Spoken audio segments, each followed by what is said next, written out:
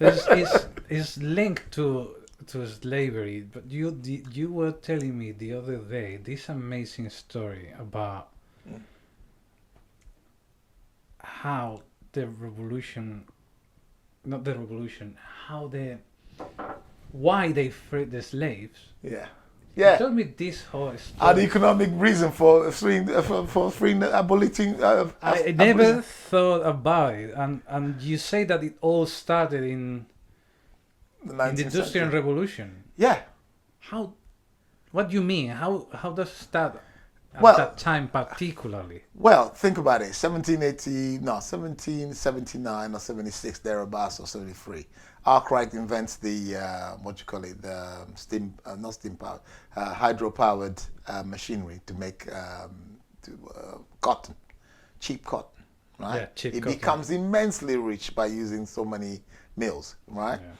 Then eventually that Tiger production, went yeah. on to become something else. The point is though, when he was doing this, he then realized that the workers didn't have the means to purchase his products.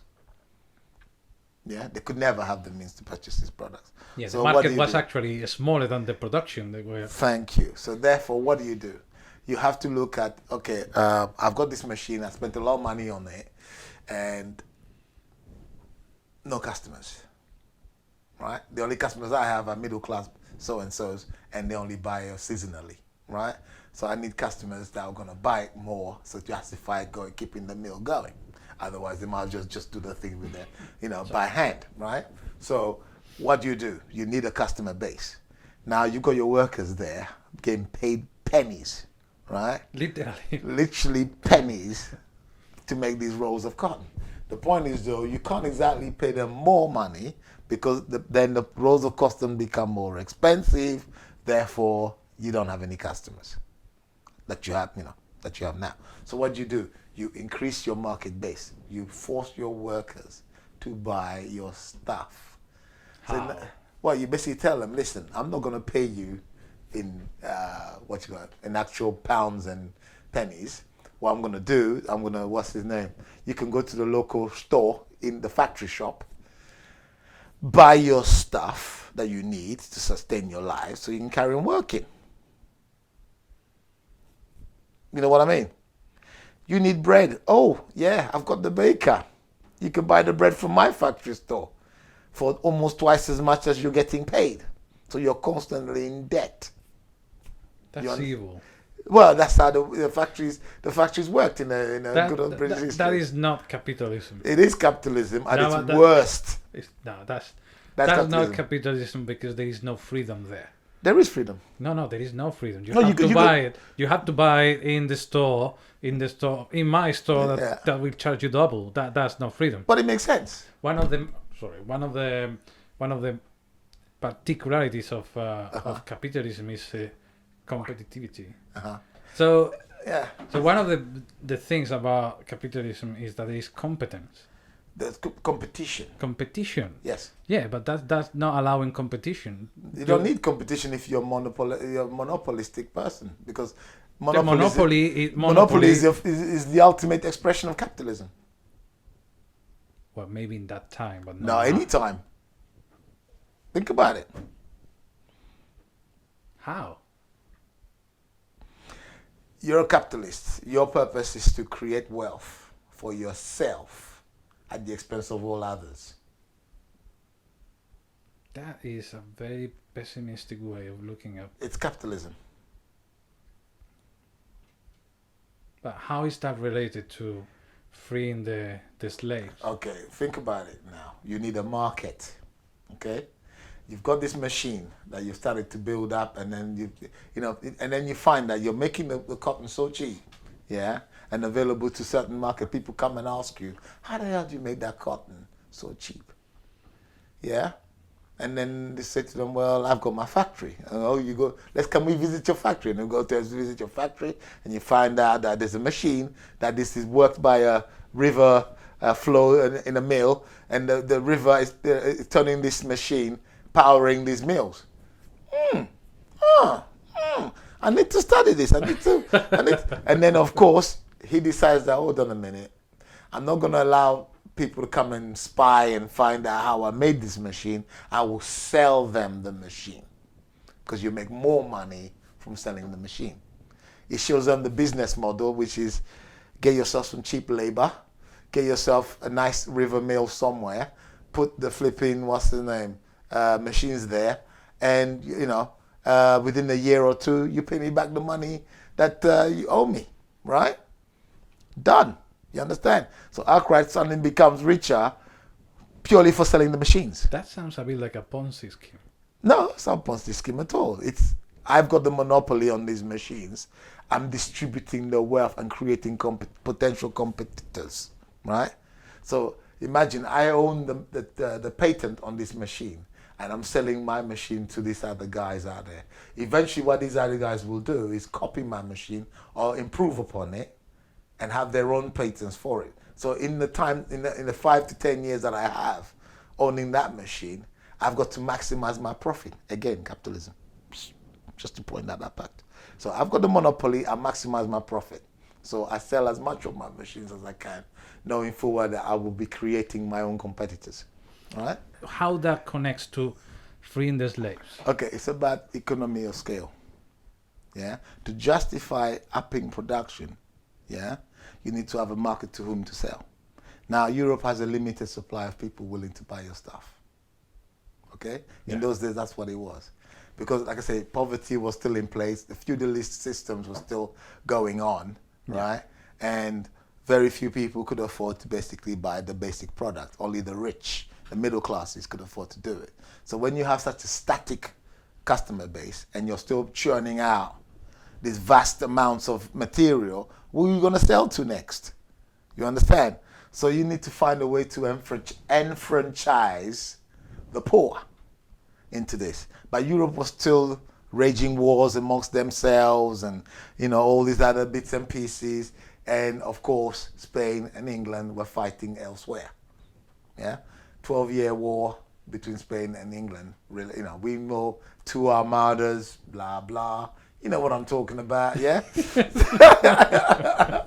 So now we get to the 18th century, 19th century thereabouts of, and they're no longer using water mills to run the machines. They're using steam, right? So steam makes it even better, more reliable, and you don't have to be shackled to some outside city center location. You can bring it inside of town, right? So you bring it inside the town now, you got all these machines, and you're using even less labor. But who do you sell this stuff to? Yeah, I understand It's that. a huge problem. Because the industry revolution was precisely that, a revolution. Exactly. The methods of production were completely, they were outmatching the market. The market. So basically, you paid for this machine, and you have to make it worth your while. But if your customer is not there to purchase it, what do you do? So the only option, the only real option, long term, finally, is to look at this population of slaves that you suddenly purchased across the ocean to go and make you the rum, right? You look at them and you think, okay, we've got these farmers that won't let go of their slaves, right? Because they're getting the labor for free, 0 cost to them, right? How do you get the farmers to buy the shit, right? Or the machines even? How do you get them to, you show them that, yes, the machine's there for you, blah, blah. But the farmer says, why should I replace my free human labor for your machines, right? and then the guy goes back and goes, I can't convince the guy to buy the machine, right? Because he's got free slaves, right? What I'm going to do, I'm going to campaign to free the slaves. And Wilberforce is a Christian, loving kind of guy. The inhumanity of slavery, blah, blah. And you will find in the histories, the amount of people that actually supported Wilberforce in Britain to abolish slavery were all industrialists, by and large.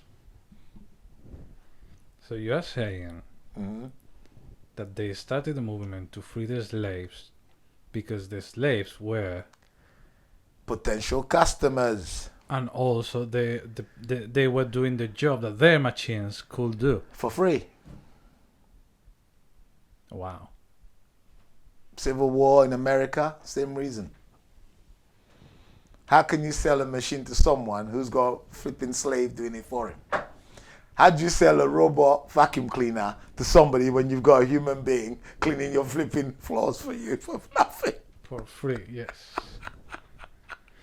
So Yeah, I wouldn't have a Roomba if I had a slave cleaning. slave. Yeah, exactly. So how do you do it? So what you do, you basically say, okay, release the slave. It's not humane to what's his name, to have slaves. It's out of order, blah blah. It's against human rights and everything. We must recognize them as human beings and their potential. And their potential is money. All right, they can generate capital. Okay, wealth. So basically, what you do, you tell the farmers. Another way the British did it. This is another true way the British did it. The British government said to the farmers in the West Indies and all this, those plantation owners, the farmers, told them straight, listen, if you give up your slaves, we will compensate you for each one of them, and we will pay you that money ad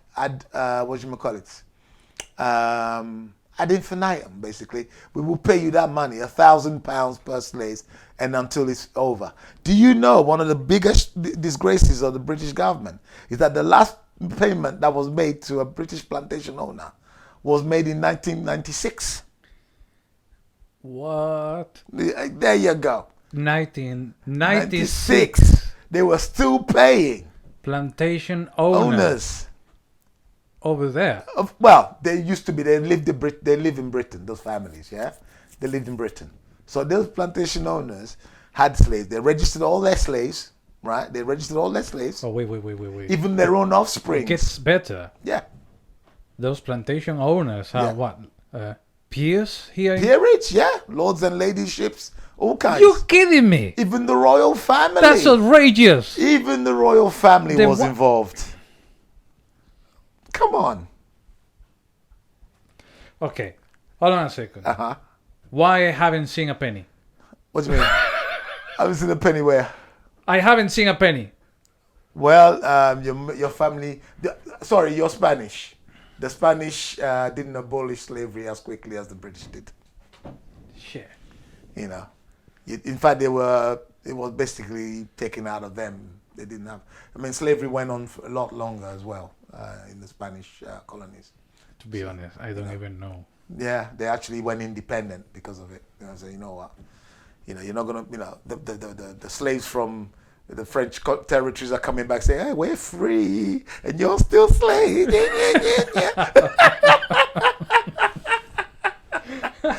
What are you doing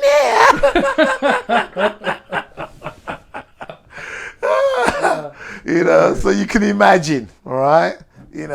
The son of a slave, the descendant of a slave, Bolivar, what's the name, went on a campaign around, Nicaragua, all these places, and really, went independent.